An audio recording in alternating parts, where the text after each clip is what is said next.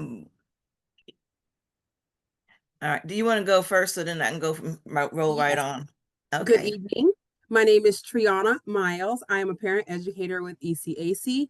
Um, let's see, a little bit about me, I suppose, is I am a North Carolina licensed special education teacher who works now with Exceptional Children's Assistance Center. I'm a parent of now three because I have a bonus daughter. My son, who has autism and ADHD, is married. And I also have a beautiful daughter who is 22. So my babies are no longer littles. And everybody in my family has some disability or another, ranging from autism to ADHD. And then, of course, my mother is one of the blessings that we have. So I am amongst the sandwich generation. Y'all pray for me. And you're not alone for sure. Well, good evening, everybody, and welcome. I'm happy that you decided to join us today. My name is Doreen Bird. I am the lead parent educator with ECAC. I have worked with this lovely organization for over 26 years now.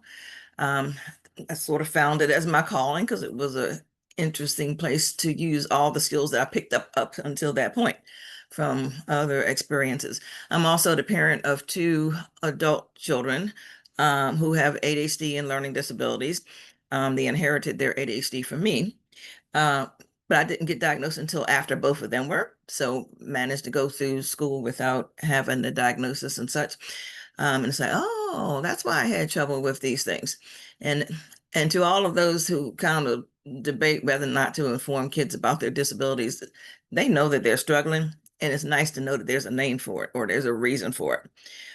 So I felt nothing but relief once there was an official diagnosis, and it's like, okay, I got it. Um, that was a little side trip there. Um, Tonight we're going to be talking about the supplementary aids and services. I've been doing sort of a series about parts of the IEP. Um, Instead of trying to cover everything all at once, we'll sort of focus on different little sections. And one of the reasons why I felt it was important to sort of pull this out separately is that it's so overlooked. Honestly, is and underutilized when the things that can go on here make a big difference for kids every day, as opposed to some of the other accommodations that only pertain to specific events that we will touch upon. Um, I didn't draft up objectives for this thing because I was having a hard time sort of articulating it into people will be able to do stuff. And I ran into a little bit of PowerPoint trouble this afternoon too. So I'll spare you the details. But if you do see something that looks a little wonky, that's why. My template shifted on me all of a sudden, like, and I'm moving text around and the font size has changed. And, you know, God bless. I struggle, but hopefully this is presentable. So once again, thank you and appreciate your patience and understanding, especially if my train of thought gets derailed at some point. It usually jumps back on the track though. So, all right, get this thing to stop moving. All right, we always start with sort of a quick introduction to ECAC because invariably, if there's more than 10 people on anything, there's going to be one somebody who just got a link from a friend or whatever and doesn't know about the organization. But we are a private nonprofit parent organization. And our mission statement says we are committed to improving the lives and education of all children through a special emphasis on children with disabilities and special health care needs. As I said, we're parent run top to bottom. Most of the people on our board of directors are parents. The vast majority of our staff are parents of children with special needs. And so this is something that we are passionate about, and we have lived experience to go along with that. And sometimes that's helpful to families when they're calling in to be talking to somebody at least halfway gets it. Our primary mission is to provide education and support the families and help them develop the knowledge and skills to effectively advocate for their own children. So as you can see, Triana put her job title up there. I'll just put my name. We are parent educators. We're not advocates. So we'll get folks calling up, I need to talk to an advocate. And it's like, no, no, no, that's not what we do. So but we do try to help, in lots of different ways. Um, our biggest project is our role as North Carolina's Parent Training and Information Center. We get funding that comes through the um, actually the federal special education law, but it's administered through the Department of Education Office of Special Education Programs. And our primary focus and responsibilities under that grant are to, again, improve parents' ability to advocate for their own children, as well as protect their rights and stuff. And you can't protect them if you don't know about them. So, we try to make sure parents do understand how the system works so that they can effectively navigate so they can exercise the rights that they do have, be active participants on IEP teams, all that good stuff. And that all comes down to knowledge. But, so information is our service. We just do that a variety of ways. We provide individual assistance to folks that call us up, whether it's with a question um, or a situation that they want some help with. And it can take whatever form is necessary, depending on, again, the details of that situation. We create educational materials, everything from one page or two-sided fact sheets to videos on topics relevant to children with disabilities. Again, our primary focus is around education, but we know that children don't stop having disabilities just because the school bell has rung.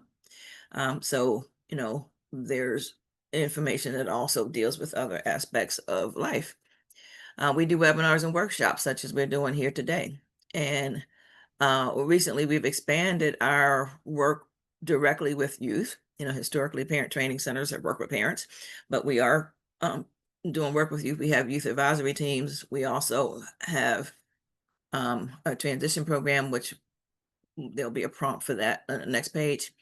Our other notable project that I want to make sure people are aware of, kind of the similar stuff, but it works with families of children with special health care needs. It's the Family to Family Health Information Center. And so folks have questions about Medicaid or how to access services through the, well, our healthcare system is kind of complicated, but when you're talking about the services for people with developmental disabilities, that's run through managed care organizations. And so that's got a world of its own and a language of its own. And so again, they do similar types of things, but with different topics. We also have funded partnerships with Department of Public Instruction. They'll usually contract with us to produce materials for parents. We're partners with the North Carolina Deaf Brown Project, along with the Department of Public Instruction and East Carolina University. One of our newest projects, which is just getting rolling, is Innovative Approaches. And is a system of care and system change effort that focuses on 4 counties, so Catawba, Cleveland, Gaston, and Lincoln counties, and trying to improve the systems that parents have to work within in order to, access services and get their kids' needs met, and making sure that parents have the ability to actively shape that system, so places where there's voices, can be heard and that kind of thing. The 2 focal areas with that grant are the transition from child services, pediatric services to adult services, as well as emergency preparedness. All right, so now we get to our main topic at hand here. We'll start with just kind of an IEP because we sort of make sure that all of our webinars are kind of standalones. We can't be talking about supplemental services if we're not talking about the IEPs. The IEP is the central part of the special education law that ensures that each student who has a disability and qualifies for services, there's specific criteria that have to be met, but if they do qualify, an individualized education program is developed for them based on their unique needs. And that includes how the disability impacts them, as well as where they are, in their educational journey, what their lifelong goals are, or long-term goals, we'll say, post-secondary goals if it's a teenager. So there's just a lot of variables that are involved in that, and the IEP is supposed to address those needs.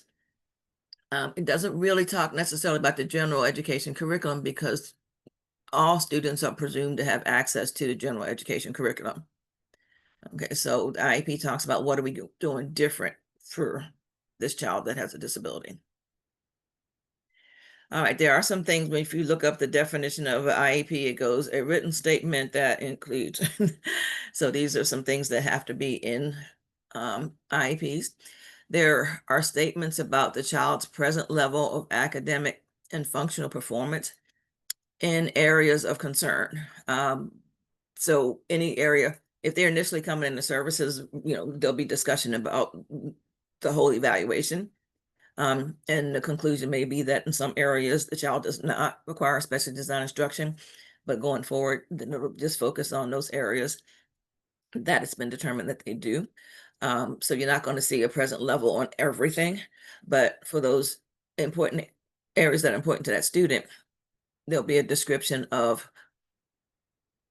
how they are performing currently, as well as some sort of need statement and how their disability impacts their ability to participate in the general education curriculum. So after your present level performance statements, there's always a statement that talks about that, how the disability impacts their ability to access and participate in the general education curriculum. All right. The IEP is going to have measurable annual goals. So these are the things that the special education services are going to be working on. IEPs are generally written for a year, so your annual goals will state what we expect that child to be able to do. You want some observable skill. So what the child's going to be able to do a year from, the time that we write the IEP. If it's written for a shorter period of time, then that goal will be set for a shorter period of time. Some children have to have benchmarks or objectives, which are basically the smaller steps toward the annual goal. If they're on the extended content standards, which is a modified curriculum, or some people refer to as adapted curriculum, those students are required to have benchmarks or objectives, but school districts can choose to either allow or require benchmarks and objectives for other students as well. All right, now we get to the good stuff. The IEP is also going to say what kind of special education services the child receives and the supplementary aids and services that they require in order to be served in a least restrictive environment. And speaking of environments, there is a continuum of alternative placements. Children with disabilities and children who have IEPs get served in all kinds of settings. The vast majority of them spend most of their school days in regular education classrooms, perhaps with some pull-out service, maybe with some push-in service, maybe in a co-taught class where there's, an EC teacher along with a gen ed teacher, but they're in gen ed classes for most of the time. There are some students that will spend most of their day in a special education setting.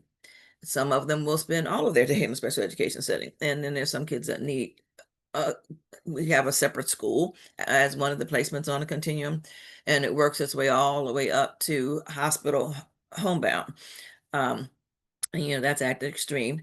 And obviously the goal is to have the child have as normal educational experience as possible.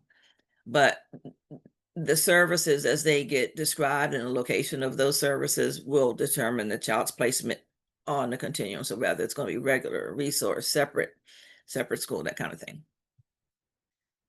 The IEPs again should have in mind that all students are going to have access to the general curriculum, but some kids need to have things done differently for them in order to ensure that they have access to it, or in order to have that access be successful.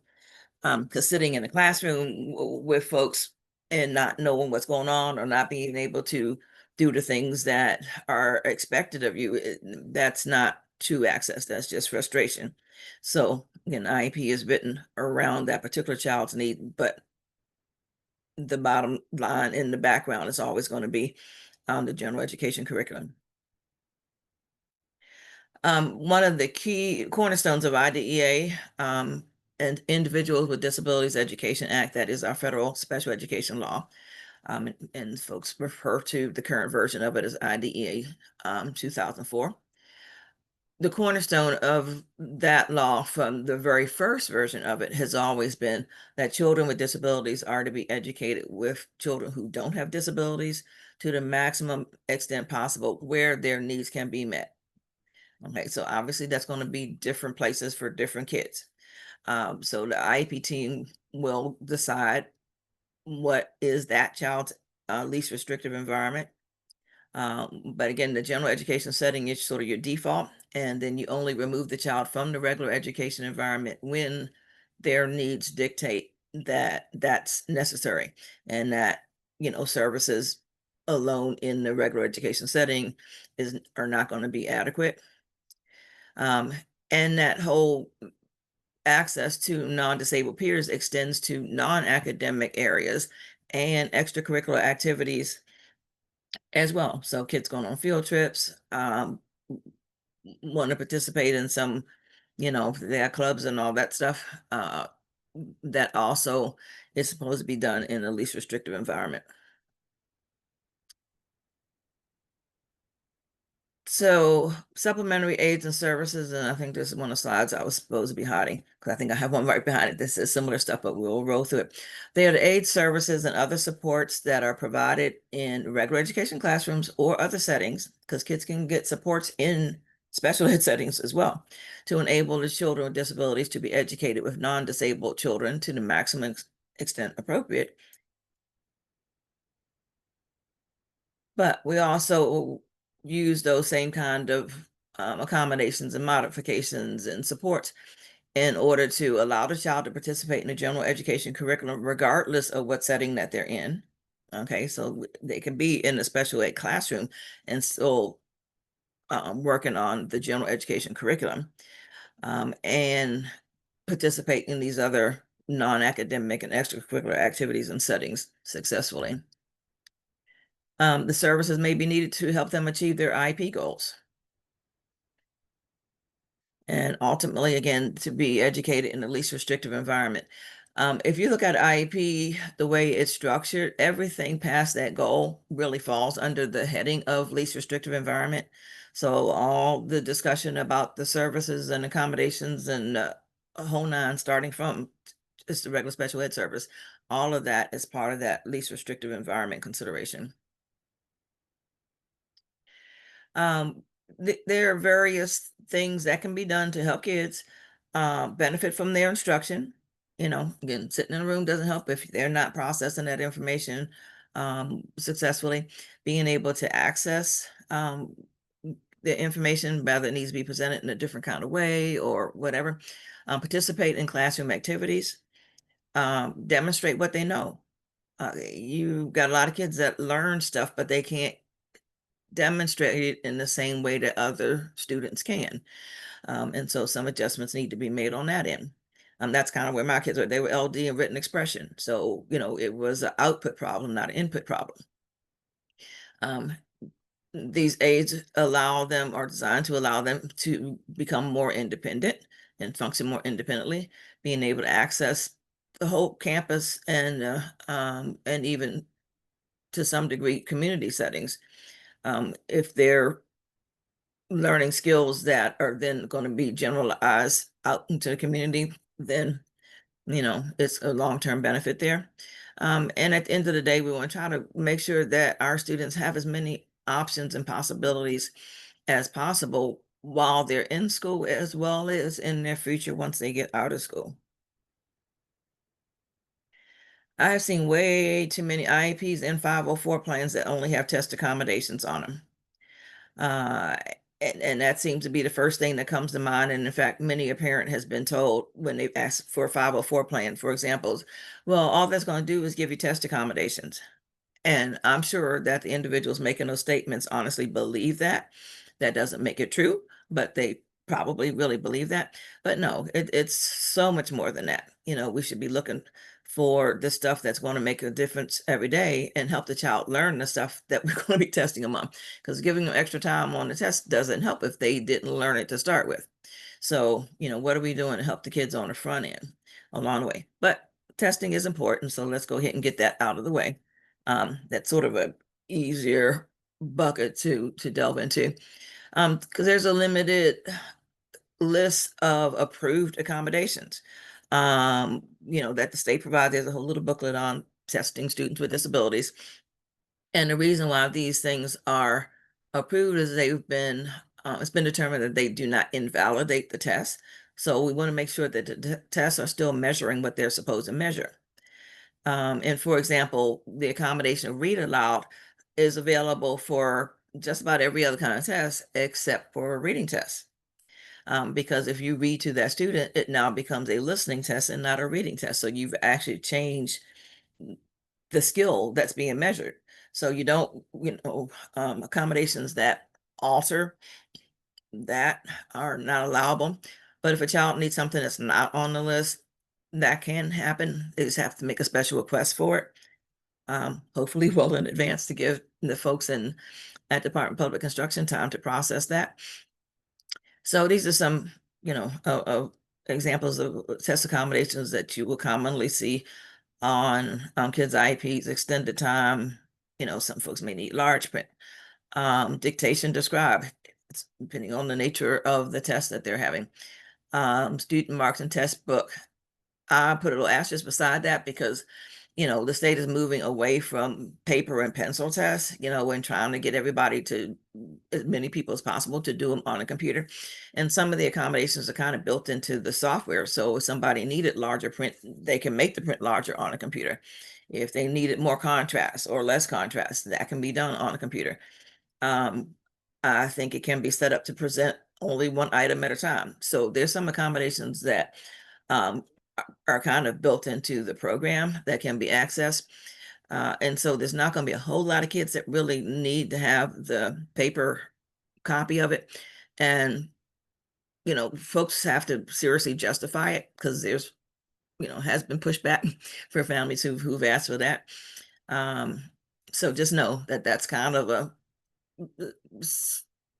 old school semi-dinosaur strategy, but it's still going to be appropriate for some kids, for a variety of reasons. That's the thing about, again, our children is you're always going to have that kid that's a little bit different and needs something that's unique from anybody else who's kind of come along. And there has to be room in the universe to accommodate that sort of thing. So yeah, all can be done it. All right, now the test accommodations have to be things that are used throughout the school year. We can't just suddenly have them on the big test.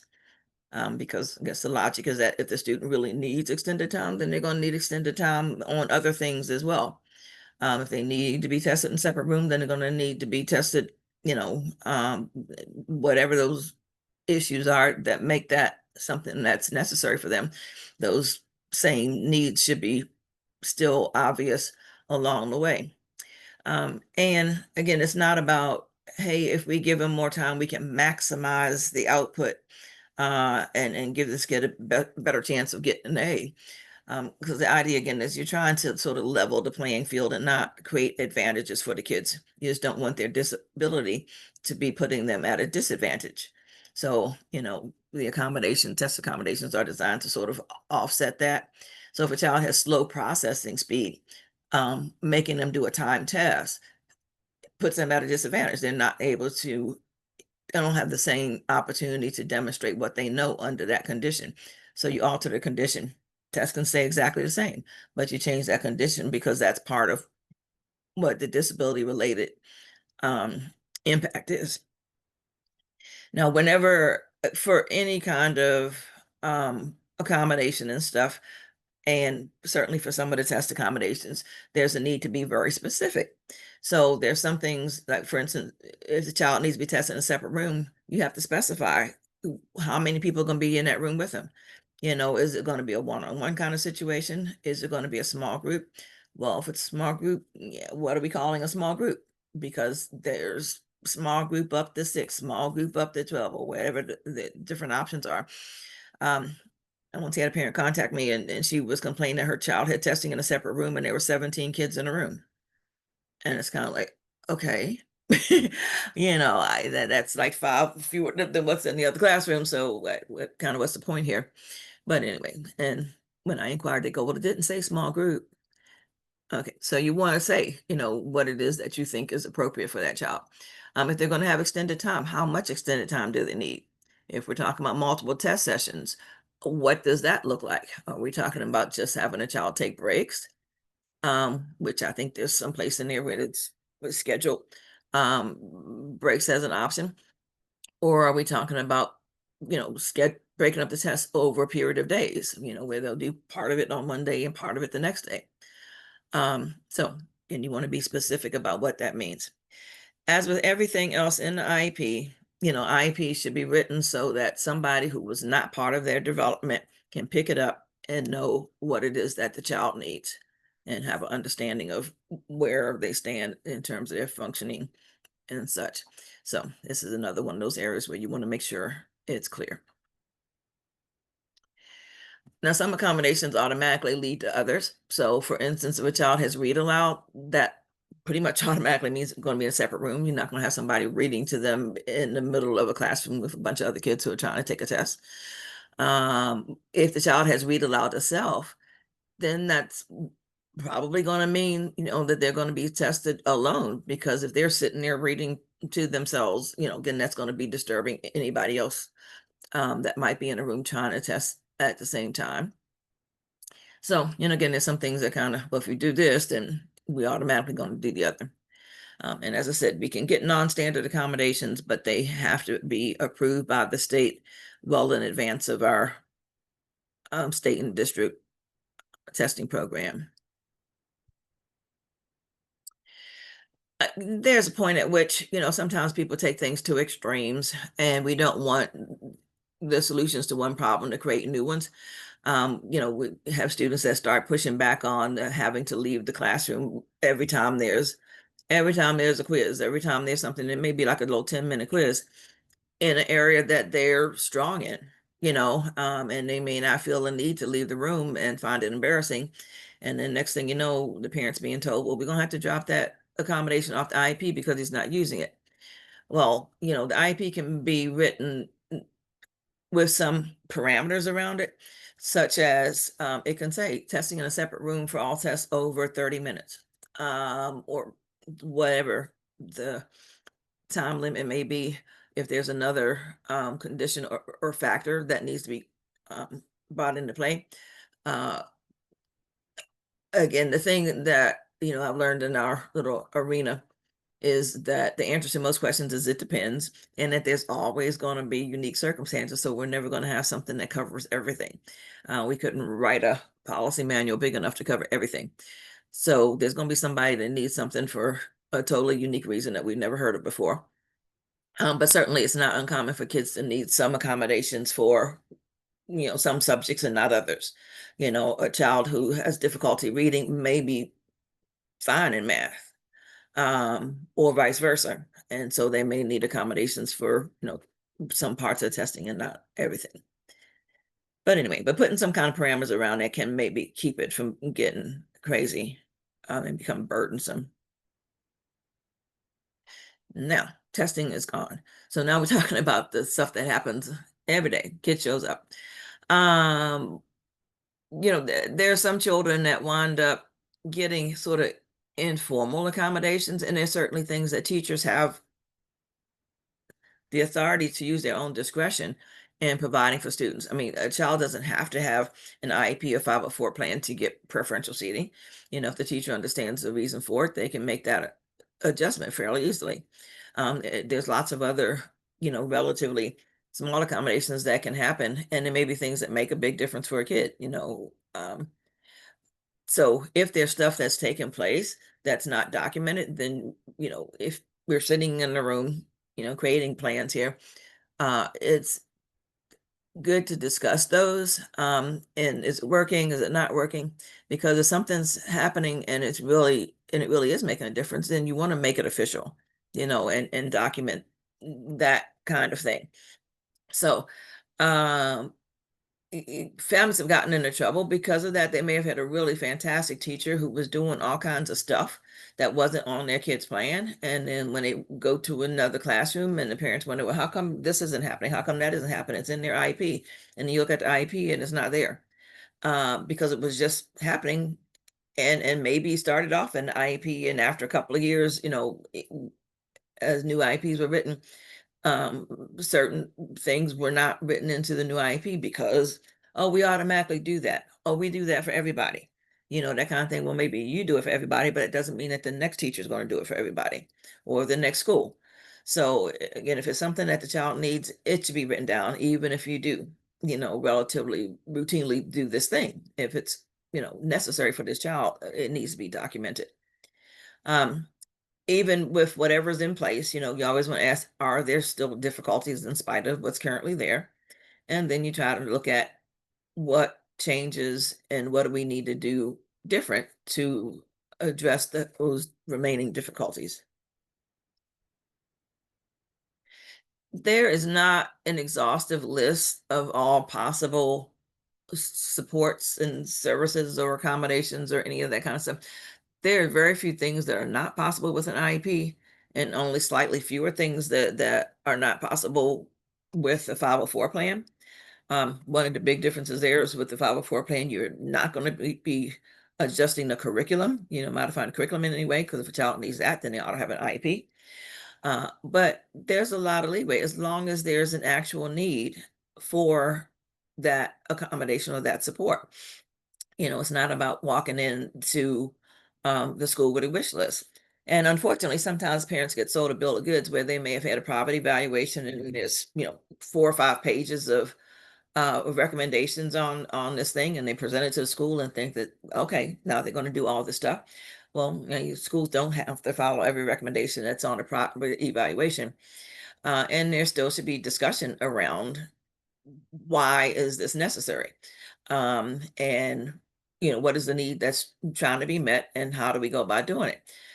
There's usually, I'll skip the expression about skinning the poor little cat here, but there's usually multiple ways of accomplishing something. So even if we identify a need, um, the different members of the team may have various ideas about how that can be addressed. And that's where, again, it's always good to have some discussion amongst the team, and having those heads actively participating. Because again, we don't need 6 people in a room and only 2 of them are talking. We basically just kind of, not taking full advantage of the wisdom of these other parties when that happens. So, having proposals out there to figure out, okay, what do we do about this thing? Here's what we've observed. It is at a problematic level. So what are we going to do? And making some decision about which one it is. Now, when we talk to parents, I often have to remind them, no, they don't have to do it your way. So just because you have a proposal, doesn't mean that, again, that they have to go your preferred route.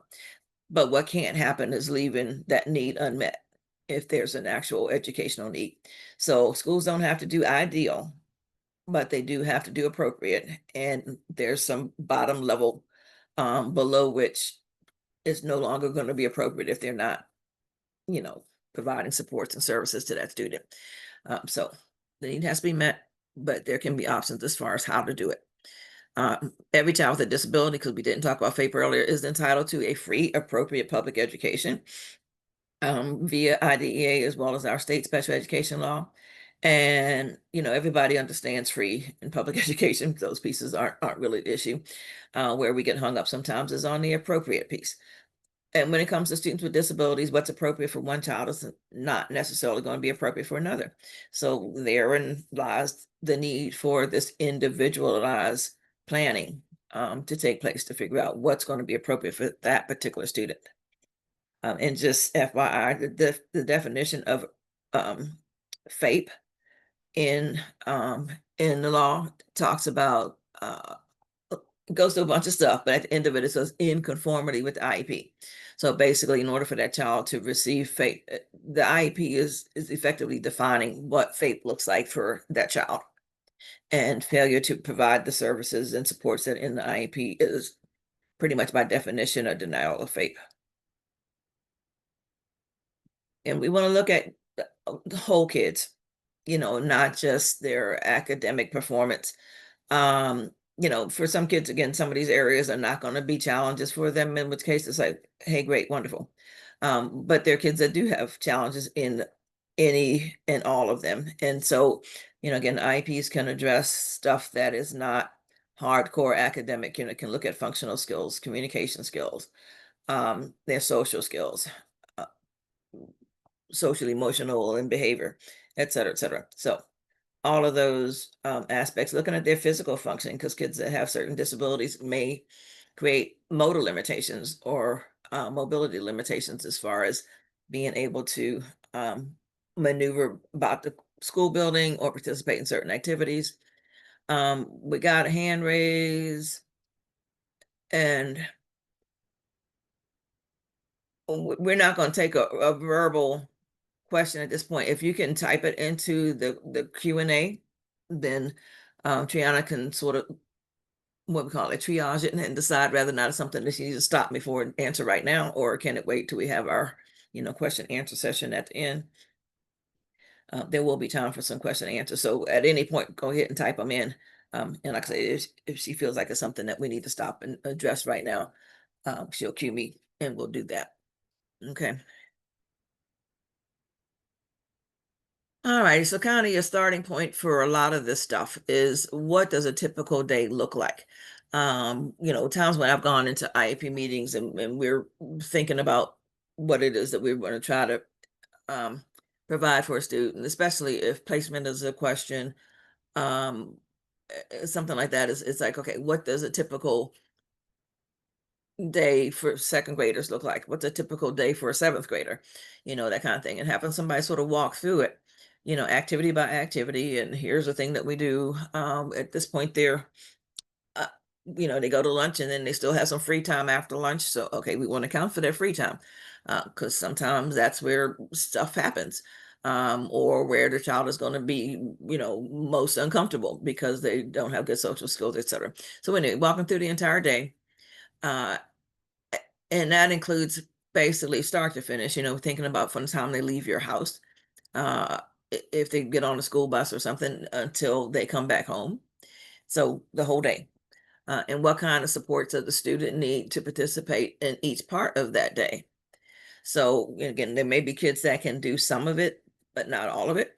There are kids that can do some of it without anything extra, and they just may need supports for certain pieces of the day. But if you look at it chunk by chunk, then it's easier to do that problem solving and figuring out, okay, if they're going to be doing social studies, what kind of stuff are kids being expected to do? Try to get somebody to describe that. And then we'll figure out whether or not our kid can do that just like everybody else, or do they need some adjustments in order to be able to participate in that activity. And if we're asking something extra of the teacher, then, there needs to be some conversation around, okay, what kind of supports does a teacher need in order to pull it off? If we're expecting these teachers to modify um, all of the kids' classwork, that's time consuming, and that time needs to be accounted for some kind of way, or they may need extra guidance as far as how to modify it for a kid with that particular challenge. One thing that we know is that gen ed teachers don't get tons of preparation when they're in school on working with children with special needs, maybe like a crash course here on the exceptional child. But that doesn't tell you everything you need to know. And even the teachers who are out there doing it for years and years, and I'm talking about EC teachers here, they don't know everything there is to know. Nobody knows everything about every disability. But, certainly gen ed teachers may very well need some supports at times in terms of how to um, make modifications and adjustments for particular students. So again, we were looking at the supports that they may need in the way of, is it something that's instructional here? Are we talking about technology? You know, because again, there's technology. If we're doing this picture communication system, generally speaking, we're talking about sort of laminated pieces of paper. So there has to be a laminated machine someplace if we're going to try to do that. So, things get real basic, but you got to think about all those little pieces, because that's where things go wrong a lot of times, is people have great ideas, but if they don't work through the details, then the folks who are trying to implement may come up short, because they don't have what they need. So we're talking about folks working together, Yeah, one of the first expressions I heard around special ed is a team sport, and that's in fact the case. Gen ed teachers are not on their own when they have students with disabilities in their classroom, and nor should EC teachers feel like they're out on the island all by themselves. These folks are working with the same kid, and if they're collaborating together, then both the child's going to have more success in both settings. Because it's helpful for the EC teacher to know what's going on in the gen ed classroom. So, that may inform some of their instructional choices. Um, and certainly the uh, gen ed teacher would benefit from having help from the EC teacher sometimes, as far as again, making accommodations and modifications that are appropriate for some specific students. Some consultation from related service providers is often helpful as well. And occasionally you get a case where kids are not getting a direct service themselves, but they may benefit from the consultation that may be built into the IEP.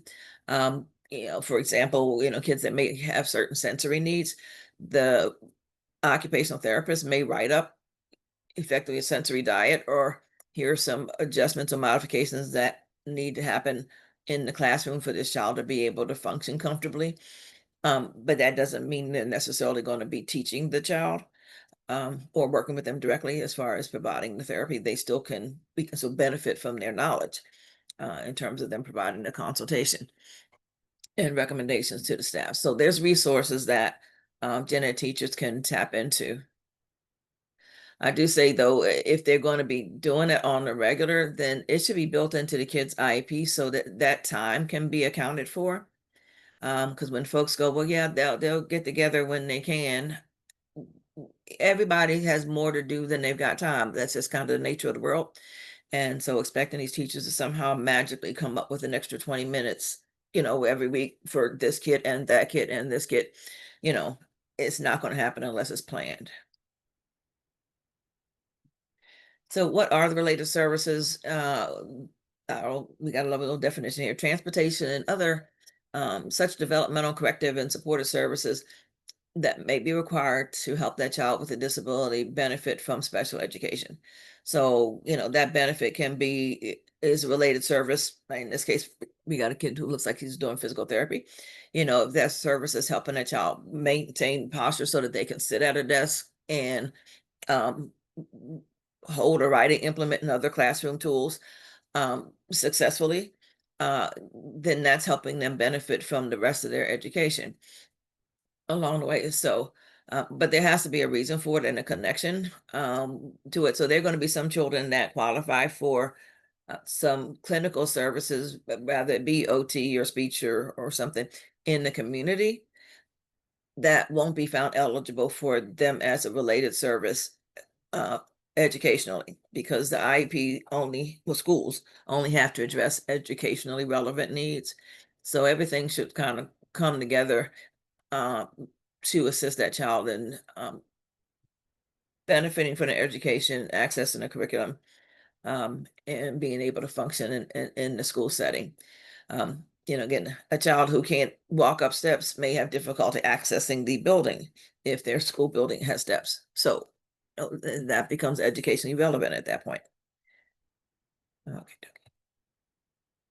Now, assistive technology is another big piece of the picture, and in fact, there's like 3 different places on IEP where AT is mentioned and can be documented. One of them is in the special factors section. There's a place for each of the IEP goals. There's a question that asks, is assistive technology required for this goal? And then you get to the supplementary services section, and obviously AT can be part of the services and supports that get put in place, to help the child with their school day and being successful, etc. But the definition of assistive technology, and there is an official one, is any piece of equipment or product, either off the shelf, modified, or customized, that's used to increase, maintain, or improve the functional capabilities of a child with a disability. Now, of course, that's the IDEA kind of definition because that's what we're looking at. But that's broad. right? So there's a lot of things that fall under a heading of assistive technology that people wouldn't necessarily think about. We tend to think about high tech stuff, but there's a lot of low tech things that are considered assistive technology.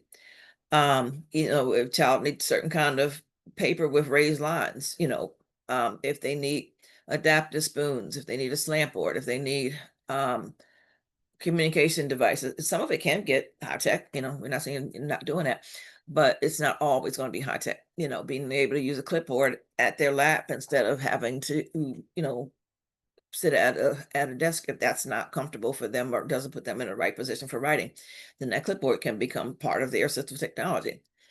You got the added the one last night about wobble chairs and wiggle cushions. There's stuff out there to help the little antsy kids with ADHD, stay in their seat if they can have some movement in their chairs.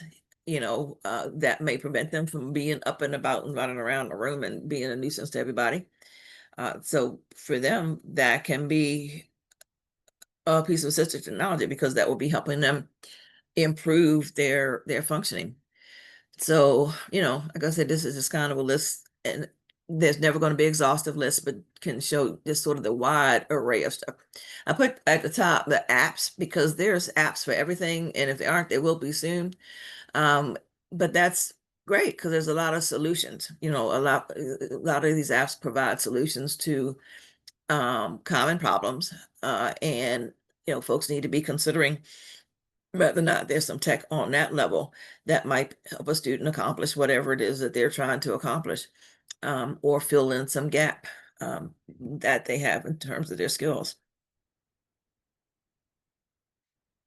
The whole arena of accommodations and modifications can kind of be broke down into, you can break it down in several ways, but some of the main pots include changes or adjustments. Basically, just think about adjustments to the instruction. Are we adjusting how we are expecting a child to demonstrate what they know, to the materials that we're using as part of the activity or the instruction or the output side of it.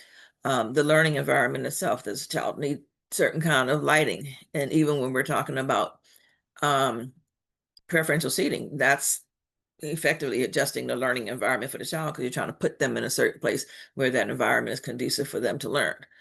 Um, the amount of human support that the child may need can be an accommodation or modification. And last but not least, adjustments to the curriculum. Now, there's plenty of kids that are being taught on the standard course of study, and in fact, are learning the same grade level curriculum that everybody else is, but maybe they're having some adjustments in terms of their output, so their assignments may be modified, to reduce the volume, but we're not really changing what we're expecting them to learn. On the other hand, we may have some kids that are working, say, significantly below grade level that need to have their reading material presented at a lower reading level to make it accessible to them and for them to, move forward from, where they are, as opposed to just kind of sitting there, stuff going over the head, and them not being able to even follow the class discussion. And just FYI, while I'm on that subject, and Triana, you got to keep me on target for time because you know how I am. Um, I was going the to jump in with some questions, but go ahead. Okay, I was gonna say there are some places where you got common novels and books that are used in schools that have had the reading level sort of step down, but you still got the basic of the story. I just picked up some from Ollie's that I gave to my first grader granddaughter, who's, she's kind of super smart here, but some of that stuff is still going to be way over her head at this point. But you look at it, it's certainly accessible to kids at a lower reading level than the standard. Everything from Tom Sawyer to, I mean, these were just classics. Um, Books, and I can't think of all the titles there. But the same thing happens with textbooks, as well as uh Moby Dick, for instance. I mean, you can get that at different reading levels, um, to make it accessible for the kids to be able to follow the classroom activity and participate in it. They can participate in the discussion, even though their reading level may not be what the same as somebody else. And then also audio books, obviously, that will provide access. So And there's a right. sometimes the teacher can reach out to the author and let them know that and request and see how, what resources they have available as alternatives for the students as well. Yeah, because I said when we at the state um conference, EC conference, there's usually some vendors there that have, instructional materials and textbook publishers and stuff, and they will show, here's the science book and here's a science book at a lower reading level. Same stuff, same topics being covered, but just at a different reading level, or other ways of introducing materials and concepts to kids. So just a few examples here. We mentioned adjusting the volume of work. We can change the number of items that the child expected to um, complete at a time or total. So maybe I can actually finish assignment, in class during the set time period. If we gave them, 6 problems instead of 10, they might be able to get it done and be successful. That one is one I always caution parents is like some kids need all of the practice. If say you got a child who's struggling with math, they may need all of that practice and in order to master the concept. So maybe adjusting their homework in other areas, and slicing some time off of some stuff that they're good at, maybe don't need quite as much practice time on. So you have to look at the impacts of it. If your kid's only learning half of the vocabulary words everybody else is learning, then at the end of the year, they have a net, deficit. They're not learning as much stuff as everybody else.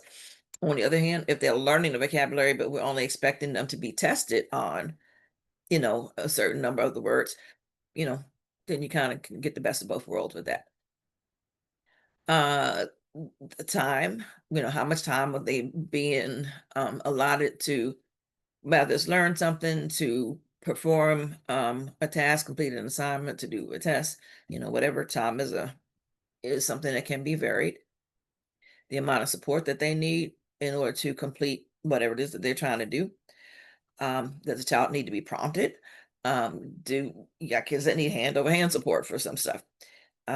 So there's various degrees of support needed. You can adjust the difficulty level. If a child is participating in the general education setting and I said their skill levels are substantially below, their classmates, then they may need to have um, different assignments or at least modified assignments, where maybe parts of it is um, just basically making it less complex, but can be still on the same subject matter. Again, because they're doing totally different stuff.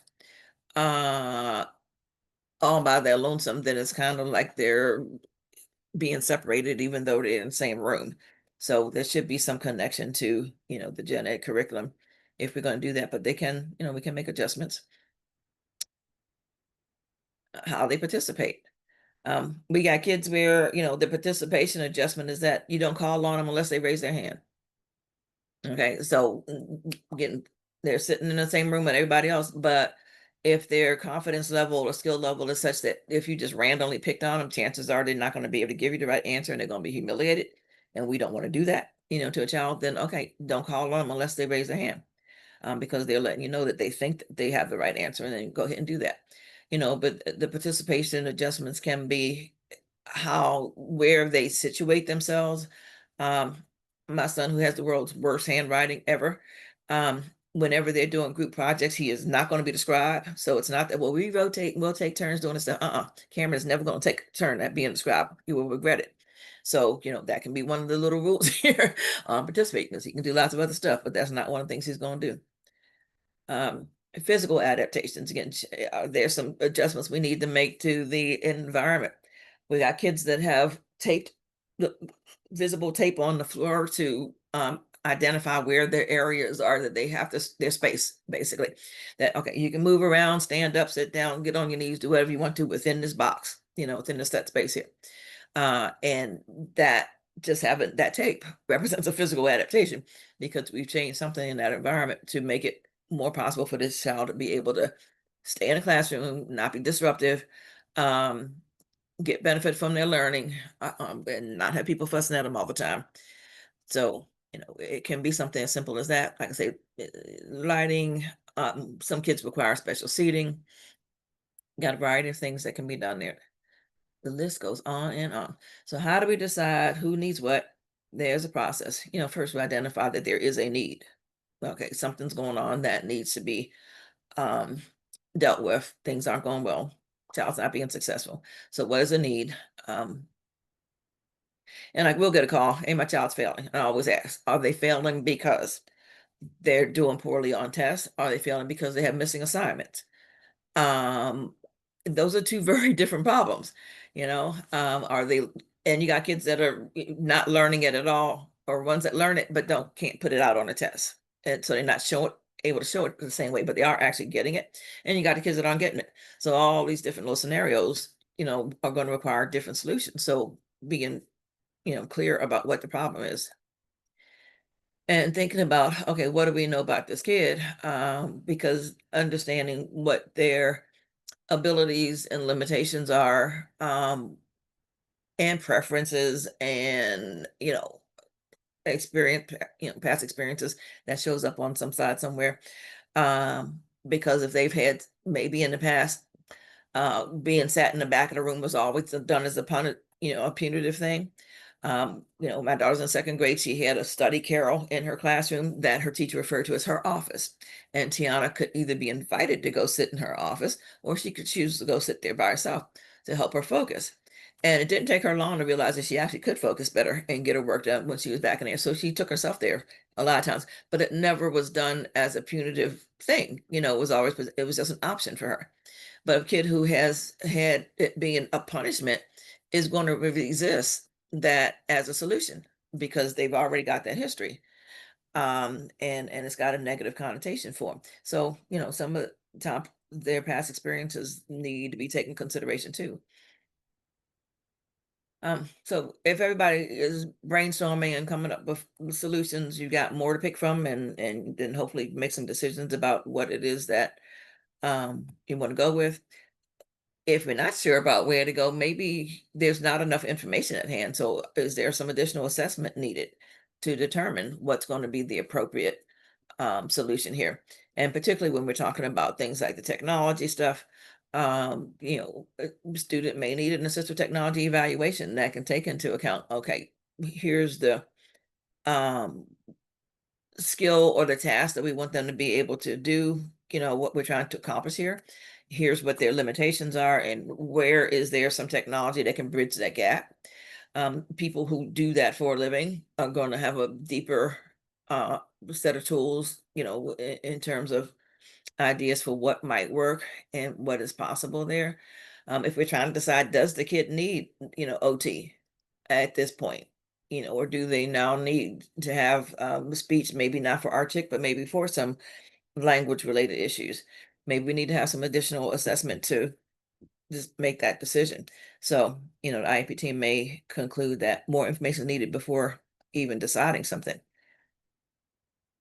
But among the many things that we're talking about, them considering, you're always thinking about, again, everything. All information should be on the table.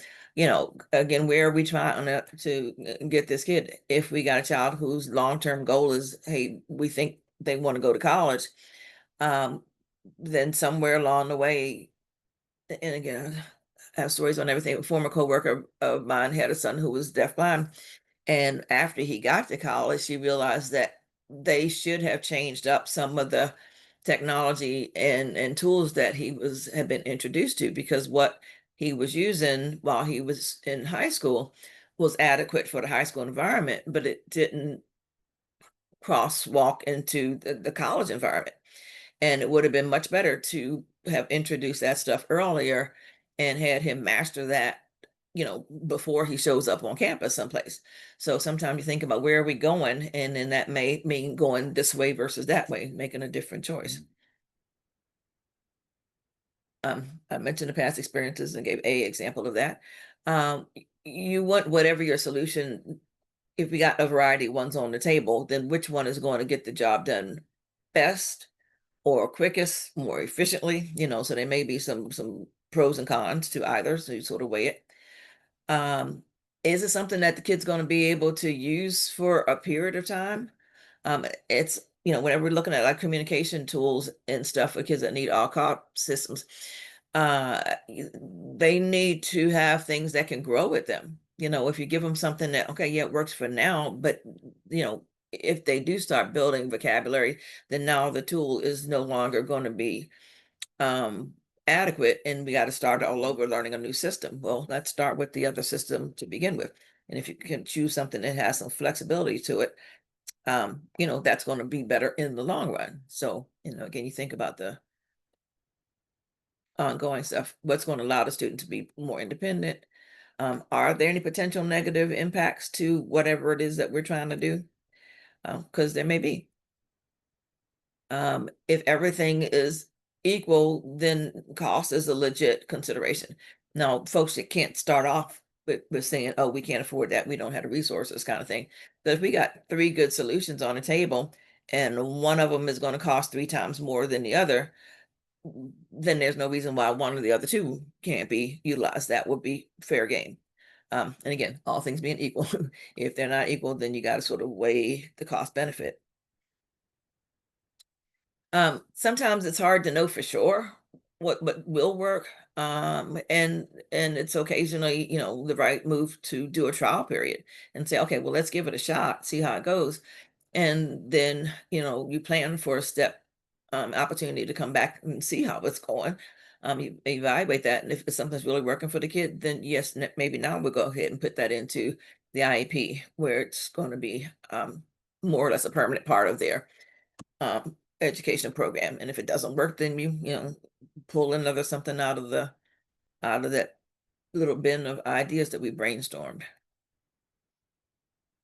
The IEP, ultimately, you're going to document all of the little things. So what have we learned about the kid? What are we trying to do to help them? What are the supports? What are the services? All that stuff is captured on their educational program. That's in proper name on this slide. I kind of like the tangram piece of it when we were talking about how all the stuff ties together. Um, and didn't necessarily catch that, but we know IEP is individualized education program. But all that gets documented, and things like we agreed to do a trial of, that can get documented on the prior written notice, even if it's not written into IEP.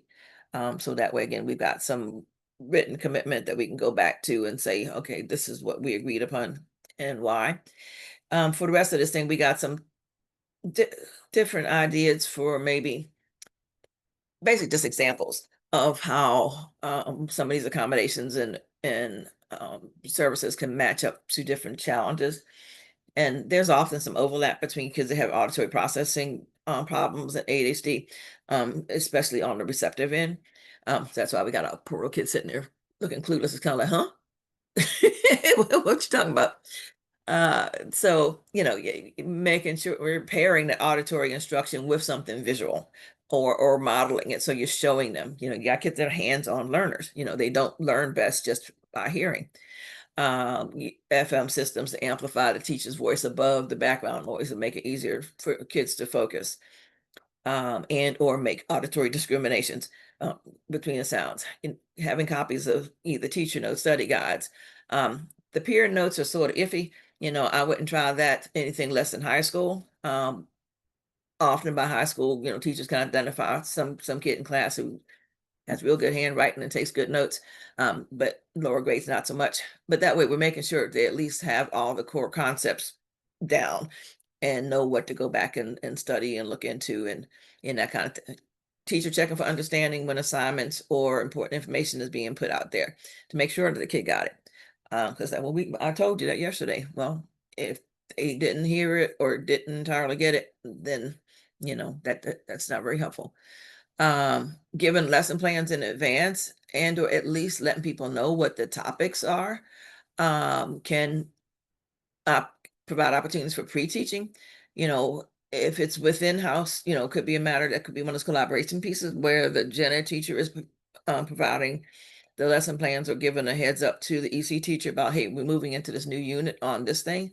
And maybe the EC teacher can do some things to help prepare that student for what's coming up.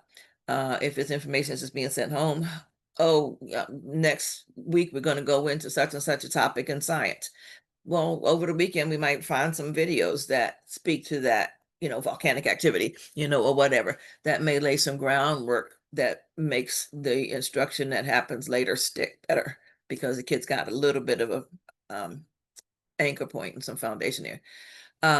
Textbooks or instructional materials to be used at home so that they can review and reread and go back over stuff again in case they didn't get it all the first time around and get multiple opportunities to go back over it and reread the stuff. We talk about the preferential seating, uh, the modified grading of notes. There are some schools that actually, expect everybody to use this Cambridge note system and this, that, and the other. And, if the kids can't do a good job of taking notes and listening, then it makes sense to let them do the listening part of it because, I personally, as an ADHD person, have had that experience of I had crappy notes and I didn't halfway understand what was going on in class because both sides of it were being compromised with me trying to do both things at one time. And that was a statistics class. So I had to get a note taker for that one because it took all of my brain power to process that information. So, again, if we can kind of take the pressure off of the note taking, then maybe they can tune in a little bit better on the actual instruction. Okay, how are we doing for time? I'm not sure how many slides we got left. Slide numbers, I don't see a number. Kids that have fine motor problems or writing difficulties, giving them access to a computer word processor. Sometimes it's easier to push those buttons than it is to sit there and hold writing implements. Being able to dictate their thoughts, especially if we're doing like creative writing or like I say written expression that's not just spitting out answers. Uh, they can say what it is that they're thinking and then go back and capture it in writing in some kind of way. Oftentimes when kids have hard difficulties with the fine motor and stuff, again, like it's all the written expression, so I seriously get this, is they're spending more energy on, the motor aspect of it to the point where they can't remember, what it is they're even trying to say, what the main point was, and it winds up being sort of boiled down to some bare bones telegraphic, writing, whatever, versus you just let them talk it out. And then, so just separating the creative aspect from the motor skill piece of it can often get a better product at the end of it. Reducing the volume, again, as I mentioned, the thing about them, does a child really need that much practice? If they do, then let's see if we can adjust someplace else. Anytime we're modifying assignments, you want to make sure you understand, okay, why are we doing this? What is the goal here? Because you want to honor that. If the goal is that the child is learning X, Y, Z, then we want to make sure that whatever adjustments we're making aren't going to stop them from learning that, or get in the way of them learning that. If it's an adjustment that, is just going to make life better for them, but they still can accomplish everything on the rubric or everything, that we're trying to get across, then we're golden. For kids that hardcore writing problems is let them supplement what they put in writing with an oral explanation and then kind of grade them on the combination too. If you're trying to find out what they know about science or what they know about history or whatever, and you're not measuring writing in language arts class or English class, maybe writing is the goal. But in other classes, not so much, so don't let the one get in the way of the other. And having them perhaps offer oral explanations to fill in some blanks there. As far as, again, we did that, a teacher, one of my son's science teachers did that for him without it being on his IEP because she had him years earlier and knew that he couldn't demonstrate his knowledge in writing. And so she would let him write down whatever, answer questions and fill in blanks. And then she called him up and go, tell me what you meant. And off, because he could tell you anything, he just couldn't write it. And then she would grade him on, basically a combination too, because it wouldn't be fair. She knew it wasn't going to be fair to just grade him on what he could put down in writing. That was not a true indication of what he learned. So, what's the purpose of the test? There are lots of tools for organization and certainly lots of challenged people that have problems with executive functioning and organizational skills. And all of our ADHDers fall in a category almost universal. So having assistance with making sure that stuff is being written down in some kind of way, so I even know what is being expected of them. They know that a test is coming up on Thursday. That, again, parents who are trying to help have some information to work from, uh, coming up with some kind of way of keeping up with their upcoming events. We had your hardcore old school agendas and planners, but again, nowadays we got lots of apps for organization, and scheduling things that can send up prompts uh, along the way. So learning how to use some of those tools, may be an important part of that mix. Setting intermediate milestones for long-term projects, because we're really bad about starting on them on time, and then something else comes up, and now we're doing life, and that stuff is totally falling off of our radar until teacher reminds us, oh, your project is due on Friday, and it's like, oh, okay, and suddenly we're doing 3 weeks worth of work in 3 days, and yeah, compromise is happening there. Helping them keep up with their stuff. Bottom line. Kids that have difficulty retaining information, you may need to have stuff, reviewed, and therein comes the need to have those, teacher notes or study guides or something, so they've got some stuff to work from, or to access to those materials. Whether it's workbooks or textbooks or whatever it is, so they can go over it and over again. Some kids need multiple exposures in order to truly learn things. And the study guides in advance of test is not to be an answer key to the test. It's about, again, making sure they're not wasting their time studying things that aren't important, and they can focus on the information that the key concepts that we meant to get across. Um, the adjustment, this one about staying with the content until mastery, there are some like math programs that rotate through different skills on a regular basis, and for some kids it's moving faster than they can master. So they sort of halfway got it, now we're doing something else, and they halfway got that, and now we're doing something else. Where that child is perfectly capable of learning it if they just stayed with it long enough.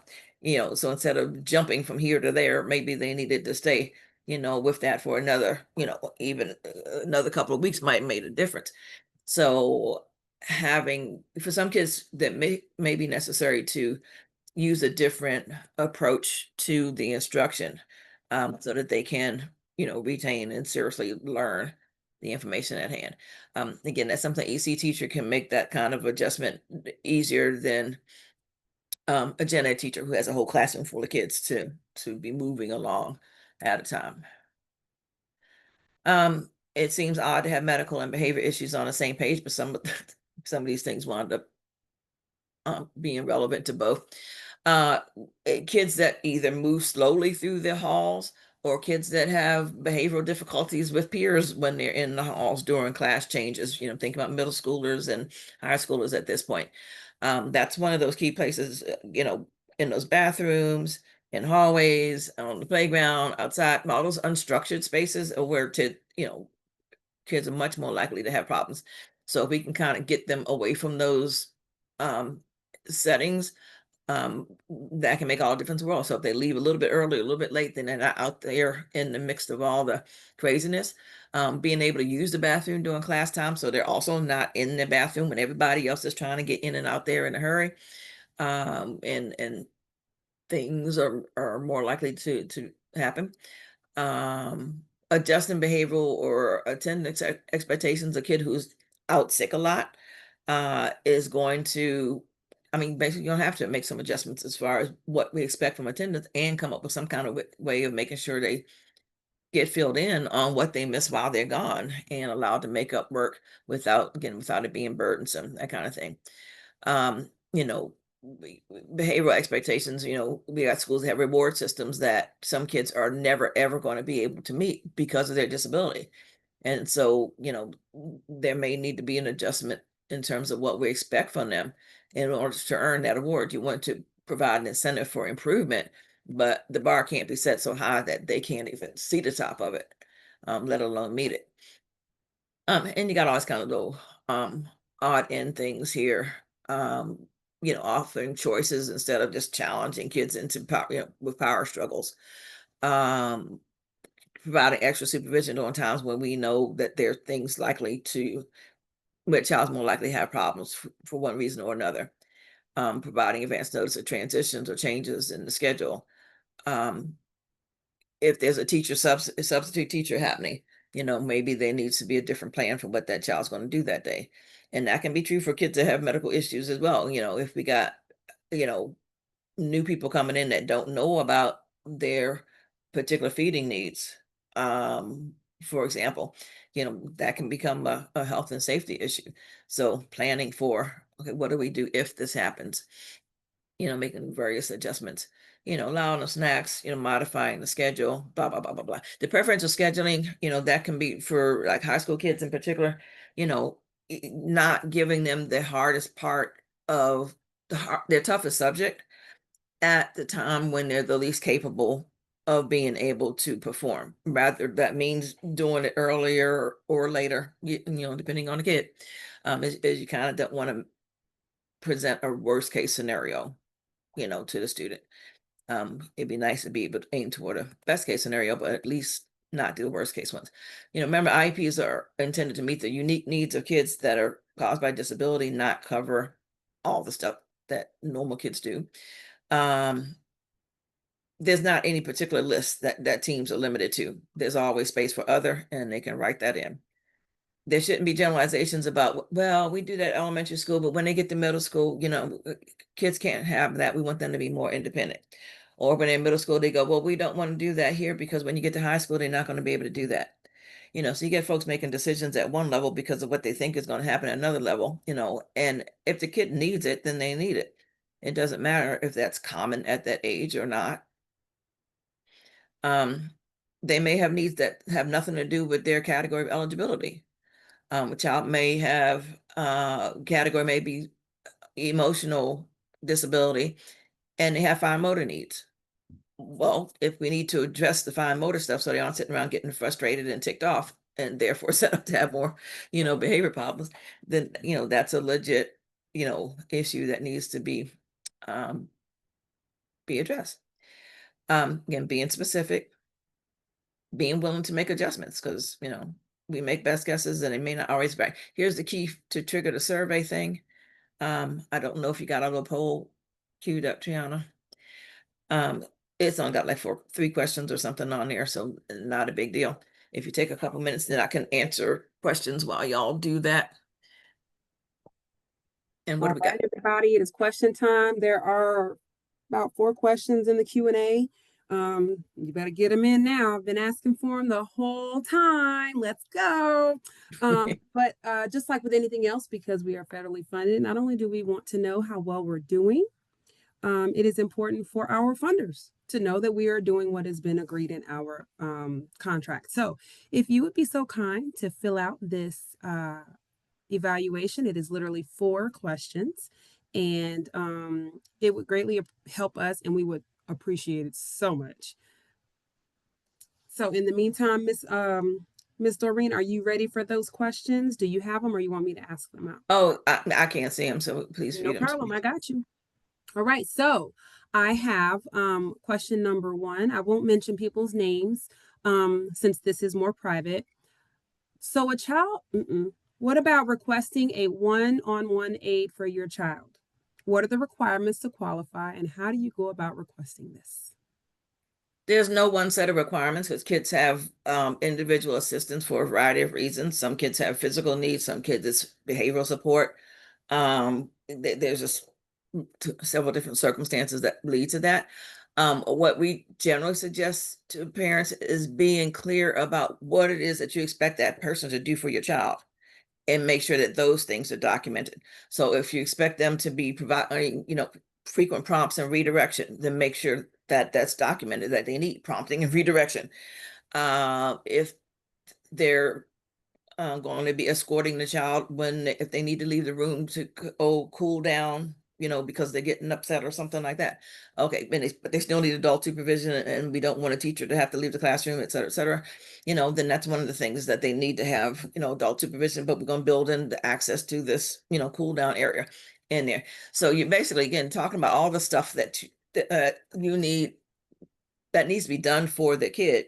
Make sure that that's accounted for either in the section on supplementary services and aids, or some things can be incorporated into goals actually, because you can say given no more than 3 prompts and blah, blah, blah. So we talk about, the conditions under which we're expecting the child to perform their goal.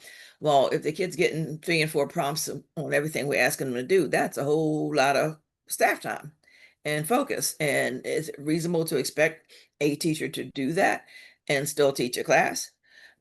So, again, you sort of set up the circumstances with whatever it is that the kid needs, make sure it's accounted for somewhere, in an IP. And the net conclusion may be that in order to actually implement the IEP and do these things, that additional staffing is needed.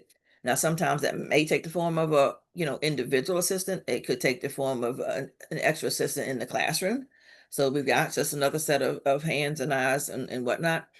And depending on, because it's always that it depends kind of deal, is the answer. There's Raleigh has some funding for kids that need extra behavior support. They have behavior support funds that schools can request, and they do have, forms that they have to apply for it, blah, blah, blah. So there is a process there, if that's the purpose of it. And they're a little bit more sympathetic to providing those kind of funding for some of our smaller school districts that are less resourced than some of the ones that have, a lot of resources in-house already. Uh, and you have to explain sort of how you're going to use that. So again, it depends, but that's your number one key is making sure all of the actual support needs in terms of things, what is it that we need somebody to do for them. So if they had this one-on-one, what would you want that one-on-one to do? Mm-hmm. And make sure that that stuff is what gets documented, and then they'll have to figure out how to make it happen. Thank you. Is a calculator considered assistive technology? Yes, can be. I actually had written in there, although I never read my notes, that was one of the examples, for kids that are just doing regular math class where everybody's using the calculator because it's just kind of what they're doing. It's not, it's just a tool that they're using like a pencil. But when we get a kid who maybe isn't strong in math, but is taking a carpentry class, okay, and they need to be able to calculate, stuff or things, or they're learning how to do grocery shopping and do budgets and whatnot.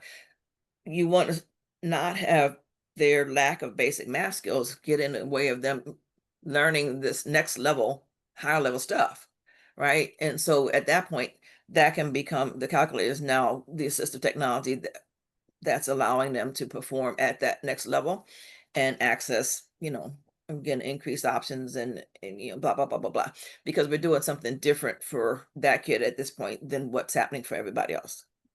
Got you. Y'all, it's only 16 out of 24. We got 66% of these polls. Let's get it. Let's go. Next Uh, question. Um, does the separation of two peers that distract one another, causing frustration and preventing any work from being done, considered part of learning environment? yeah. I mean, Can a again, parent, based on that question and that answer, can a parent include on IEP for two students to be separated in different classrooms?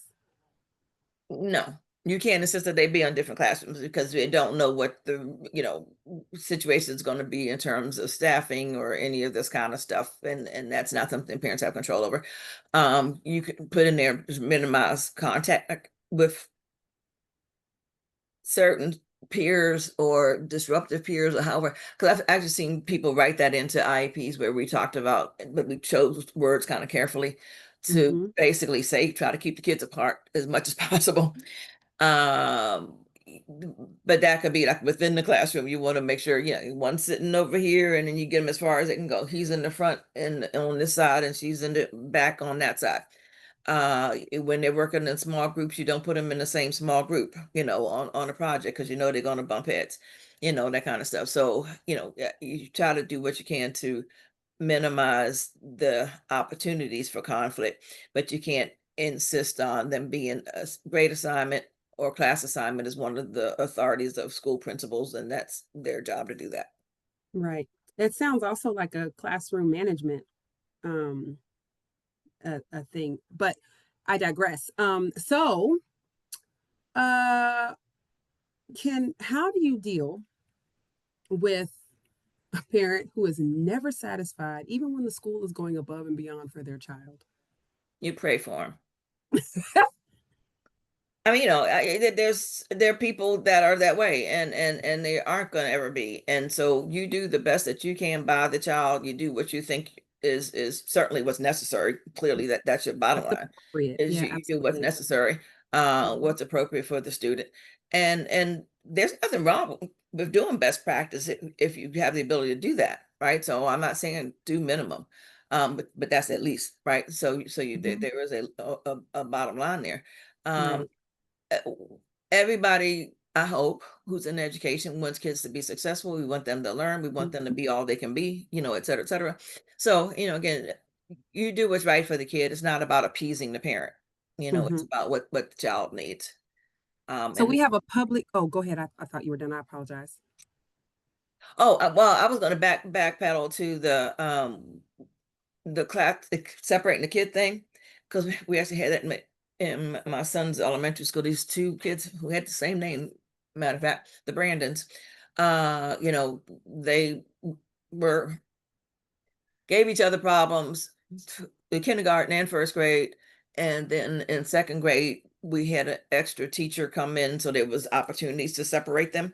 Whereas we had a small school. And so there was no option to put them in separate classes until then. And then somebody in their wisdom. But you can talk, again, it's the principal's authority, but you can talk to the principal about that and offer that as a potential solution. It's like, look, we've been going through this, all year long, or for the last 2 years, or however long it's been.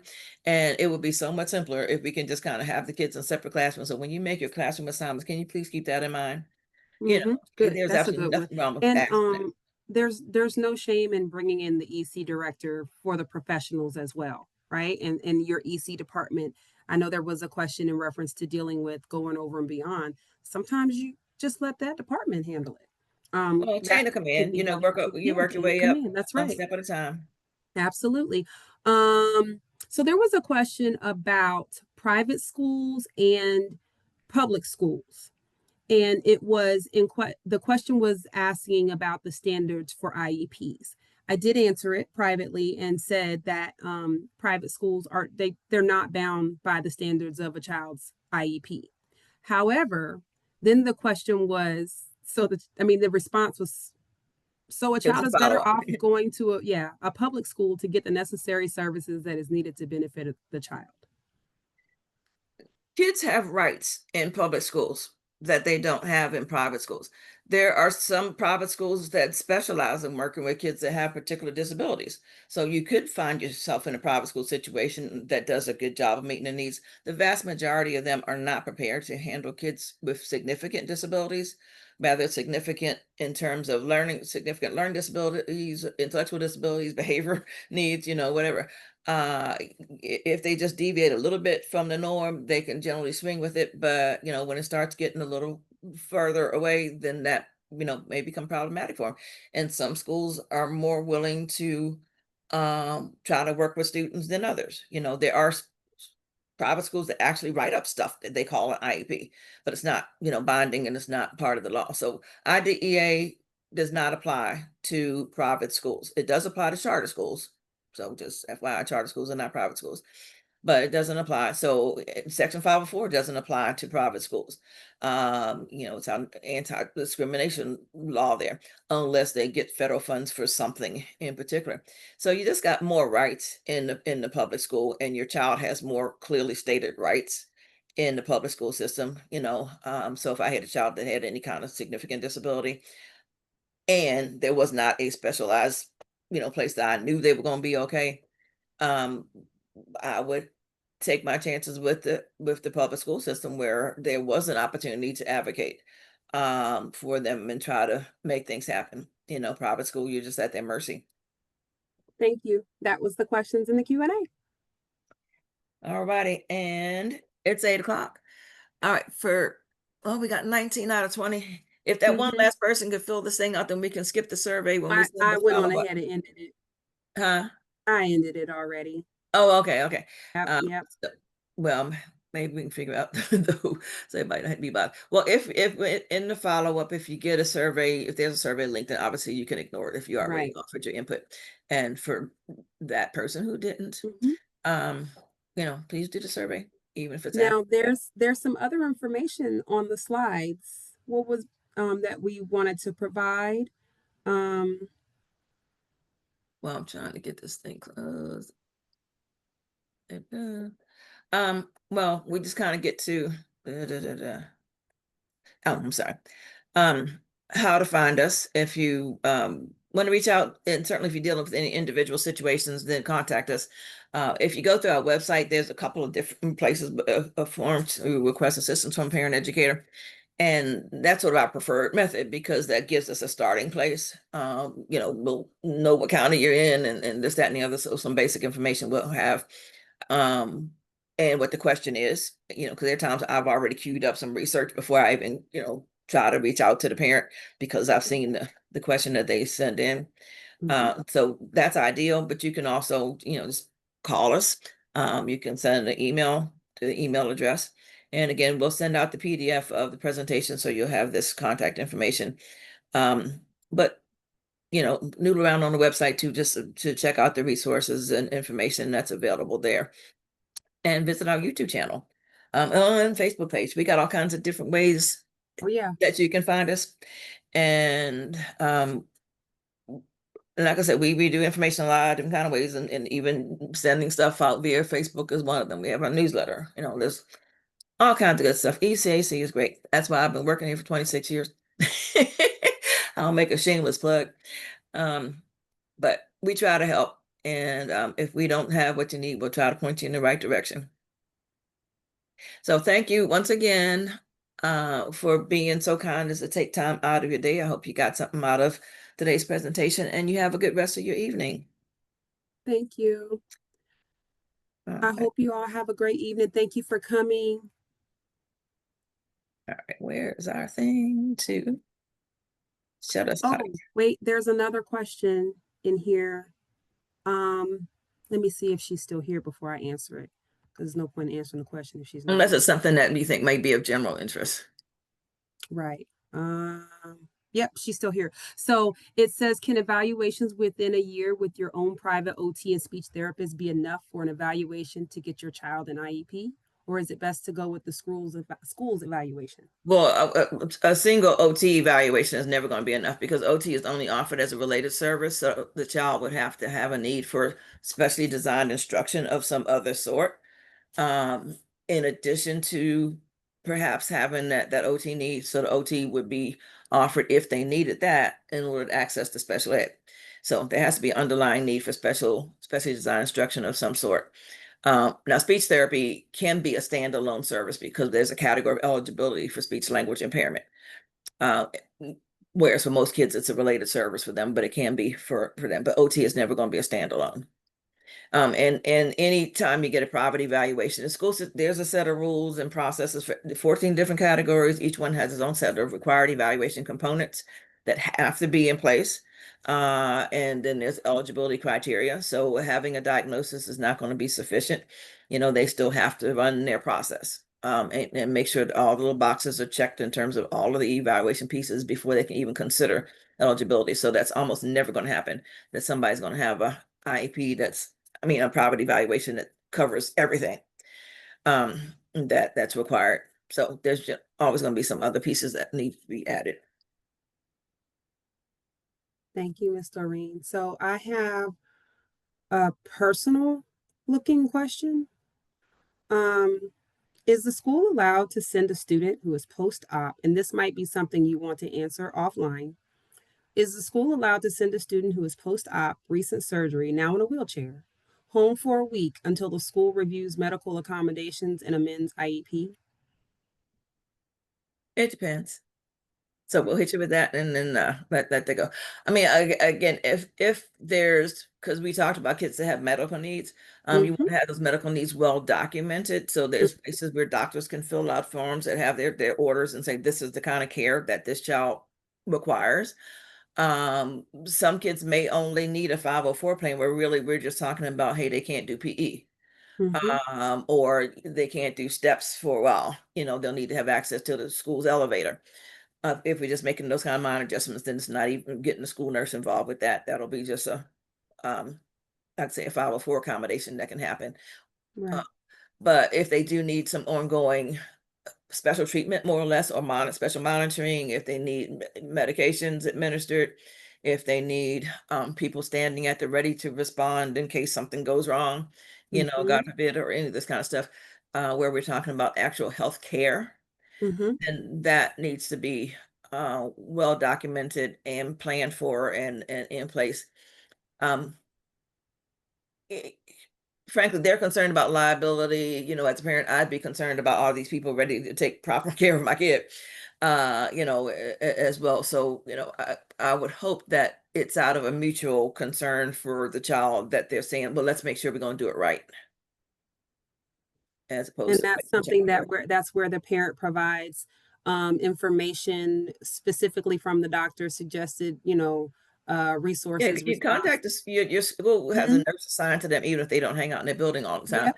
And it's like, what is it that y'all need? And Yep. being real clear. So if they have special forms they want filled out, then make sure those forms get to the That's doctor. right. So Yep. you're not running back and forth to the doctor, bugging them for stuff and they're not getting exactly what they need. So it's like, okay, what's required here? What are you looking for? And then make sure that's, put in place. Thank Yeah. you. All right. Toodles. Y'all have a good evening. Have a good night, everyone.